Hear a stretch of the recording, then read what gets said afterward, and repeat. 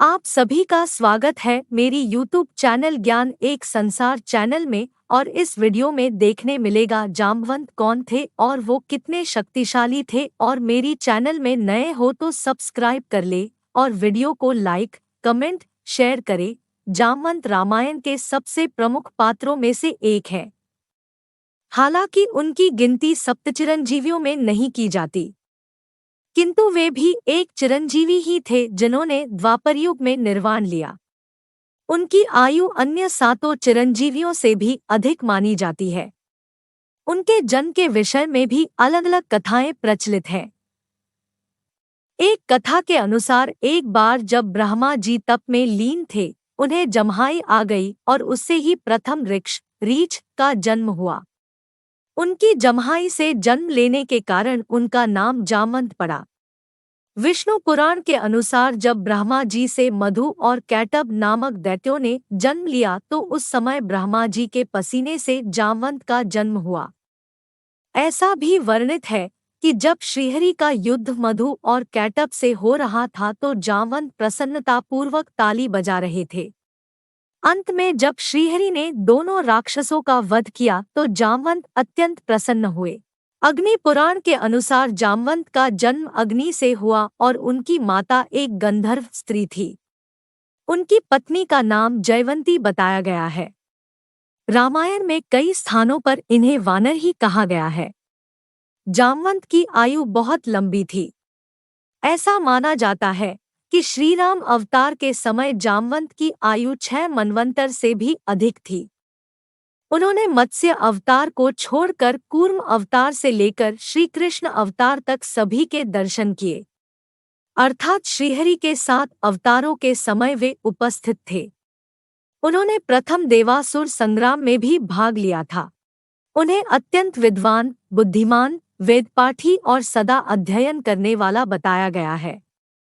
उन्हें सभी वेद, पुराण, शास्त्र कंठस्थ थे। श्रीराम की सेना में वे सबसे वयोवृद्ध और बुद्धिमान थे और इसी कारण श्रीराम भी उनका बड़ा सम्मान करते थे और उनसे सलाह लिया करते थे। उनका आकार बहुत विशाल बताया गया है। आकार में वे कुंभकर्ण से तनिक ही छोटे थे।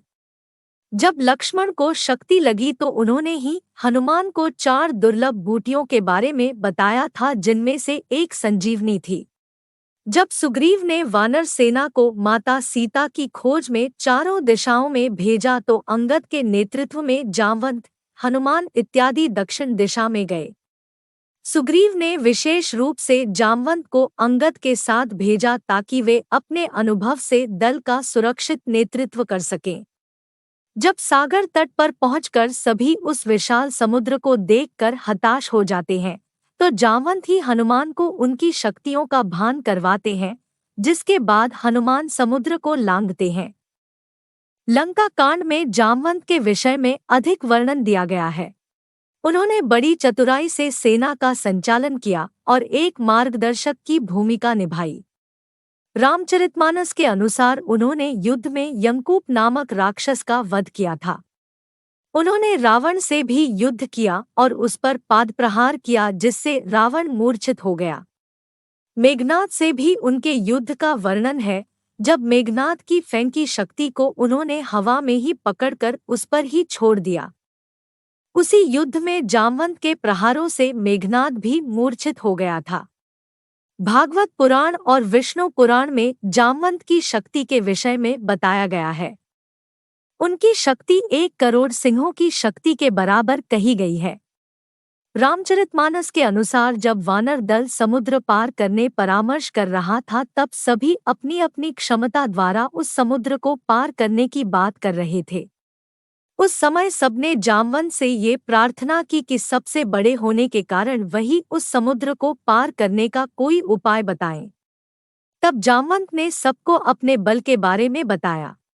जामवंत ने कहा कि इस समय मैं अत्यंत बूढ़ा हो गया हूँ, फिर भी मैं एक बार में 90 योजन तक जा सकता हूँ। जब मैं युवा था तो मैंने समुद्र मंथन देखा था। उस समय मुझमें इतना बल था कि देवों और दैत्यों के थक जाने पर मैंने अकेले ही पूरे मंदराचल पर्वत को घुमा दिया था। उसे देखकर स्वयं मेरे पिता ब्रह्मा ने मेरी प्रशंसा की थी। जब श्रीहरि ने वामन अवतार लिया और दैत्यराज बलि के पास आए तब मैं वही था। जब उन्होंने बलि द्वारा दी गई 3 पग भूमि को नापने के लिए अपना विराट स्वरूप लिया, तब उस समय मैंने केवल 7 क्षणों में भगवान वामन सहित पृथ्वी की 7 परिक्रमा कर डाली। जब मैं परिक्रमा कर वापस लौटा तब तक भगवान वामन दैत्यराज बलि को पूरी तरह बांध भी नहीं पाए थे। कहीं कहीं उनके द्वारा पृथ्वी की 21 परिक्रमा करने के बारे में लिखा गया है। ये सुनकर सबने पूछा कि आप इतने शक्तिशाली थे तो आपका बल क्षीण कैसे हो गया? इस पर जामवंत बताते हैं कि भगवान वामन के पृथ्वी को नापते समय जब मैं अत्यंत तीव्र वेग से उनकी परिक्रमा कर रहा था, तो अंतिम परिक्रमा के समय मेरे पैर के अंगूठे का नाखून महामेरु पर्वत से छू गया, जिससे उसका शिखर खंडित हो गया। इसे मेरु ने अपना अपमान माना और मुझे मेरे बल के क्षीण हो जाने का श्राप दे दिया। जब लंका युद्ध समाप्त हुआ तो श्रीराम सबके बल की प्रशंसा कर रहे थे। उस समय जामवंत बड़े निराश होकर श्रीराम के पास आए और उनसे कहा कि प्रभु, मैंने तो सोचा था कि युगों बाद मुझे इस युद्ध में आनंद आएगा, किंतु पूरा युद्ध समाप्त हो गया और मेरे शरीर से पसीने की एक बूंद भी नहीं गिरी। लगता है मुझे वास्तविक युद्ध के लिए अभी और प्रतीक्षा करनी होगी। उन्हें ऐसा कहते देख श्रीराम समझ गए कि जामवंत के मन में अहंकार आ गया है। तब उन्होंने जामवंत से कहा कि प्रतीक्षा करो, द्वापर में स्वयं तुम्हारी युद्धाभिलाषा पूर्ण करूंगा। जब द्वापर में श्री कृष्ण ने अवतार लिया तो सत्राजित ने उन पर समयांतक मणि के चोरी का आरोप लगा दिया। वास्तव में वो मणि सत्राजित का ही भाई ले गया था, जिसे एक शेर ने मार दिया। फिर जामवंत ने उस सिंह को मारकर वो मणि अपनी बेटी को दे दी। जब श्री कृष्ण उस मणि को ढूंढने निकले तो वे जामवंत की गुफा में पहुंचे। वहां जब उन्होंने मणि देखी तो उसे लेना चाहा। इस पर श्री कृष्ण और जामवंत में घोर युद्ध हुआ। भागवत पुराण के अनुसार वो युद्ध 28 दिनों तक लगातार चलता रहा। वहीं विष्णु पुराण के अनुसार ये युद्ध 21 दिनों तक चला था। अंत में जामवंत पसीने से लथपथ हो गए और थक गए। जब वे परास्त होने लगे तब उन्होंने श्रीराम का स्मरण किया। ऐसा करते ही श्री कृष्ण ने ही उन्हें श्रीराम के रूप में दर्शन दिए। जामवंत समझ गए कि अपने दिए वचन के कारण स्वयं श्रीराम श्री कृष्ण के रूप में अवतरित हुए हैं। उनका अभिमान भंग हो गया और उन्होंने श्री कृष्ण के स्वरूप को पहचानकर उनसे क्षमा याचना की। बाद में उन्होंने अपनी पुत्री जाम्बवंती का विवाह श्री कृष्ण से कर दिया और स्वयं निर्वाण ले लिया।